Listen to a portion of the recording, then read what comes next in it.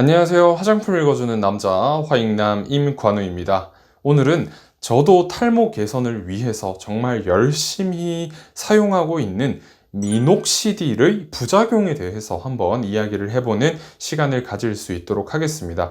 정말 많은 분들이 탈모 개선을 위해서 미녹시딜을 사용하고 계시고 저도 미녹시딜을 사용하고 있습니다.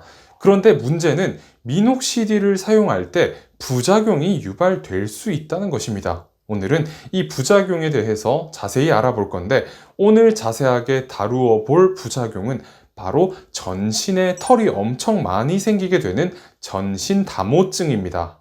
물론 미녹시딜은 FDA의 승인을 받아서 굉장히 안전하게 사용할 수 있는 탈모 의약품입니다. 여러분이 잘 아시는 것처럼 처음에는 혈관을 확장해서 고혈압을 개선해 주는 용도로 만들어졌는데, 이 미녹시딜을 외용제로 도포하게 되면서 혈관이 확장되고 두피의 혈관에 여러 가지 영양분들이 잘 공급되게 되면서 미녹시딜이 결국에 탈모를 개선하는 효과를 가져오게 됐고, 결국에는 미녹시딜이 탈모 의약품이 되게 되었습니다.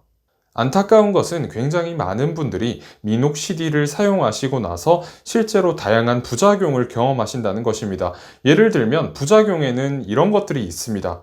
따가움이 유발될 수도 있고, 가려움증이 유발될 수도 있고, 그리고 미녹시딜을 바른 자리에서 비듬이 많이 생기게 되거나, 혹은 갑자기 의도하지 않았던 곳에서 털이 많이 날 수도 있습니다. 이렇게 미녹시딜이 유발할 수 있는 부작용의 증상에는 굉장히 많은 것들이 있습니다. 저도 미녹시딜을 사용하면서 굉장히 다양한 부작용을 경험해 봤는데, 그 중에 가장 충격적이었던 것은 제가 미녹시딜을 바르지 않은 곳에서, 전신에서 털이 조금씩 많아지게 되었다는 것입니다. 물론 이렇게 털이 전신에 굉장히 많이 나게 되는 전신 담호증을 미녹시딜의 부작용 증상으로 경험하신 분들은 생각보다 그렇게 많지 않습니다. 그럼에도 불구하고 국소 미녹시딜을 도포했음에도 불구하고 전신에 굉장히 많은 털이 유발되는, 털이 자라나는 전신 담호증을 겪는 환자가 꽤 있다고 합니다.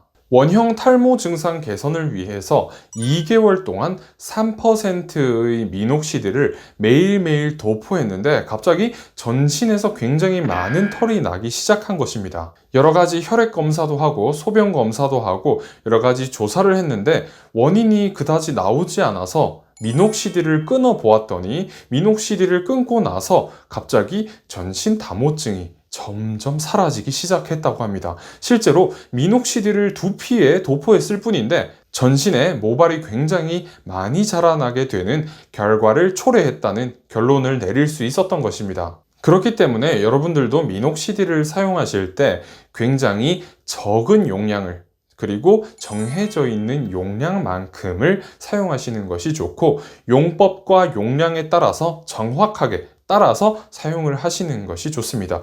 그리고 미녹시딜을 처음 사용하시는 경우에는 매우 낮은 농도부터 서서히 농도를 늘려가시는 것이 좋다고 개인적으로 생각을 합니다. 저는 개인적으로 미녹시딜 5% 제품을 사용하고 있는데 전신 담호증 정도까지는 아니고 털이 조금 많이 자라나게 되는 그런 경험을 하고 있습니다. 그런데 저는 개인적으로 나쁘다고 생각은 하지 않아서 그냥 열심히 미녹시딜을 아직까지 사용을 하고 있습니다. 이렇게 갑자기 미녹시딜을 탈모 개선을 위해서 사용했는데 두피의 모발이 굵어지면서 동시에 전신에 털이 많아진다거나 아니면 털이 두꺼워진다던가 이런 경험을 하신 분들은 내가 사용하고 있는 미녹시딜 때문에 이런 증상이 유발된 것이구나 라고 결론을 내리시면 좋을 것 같습니다. 그리고 만약에 털이 많이 나고 그리고 두껍게 자라는 것 때문에 스트레스를 받으시는 분들은 미녹시딜 사용을 중단하시고 다른 방법을 통해서 탈모 개선을 하시면 되니까 너무 걱정하지 마시고 여러분들도 미녹시딜을 한번 끊어보시면 좋을 것 같습니다.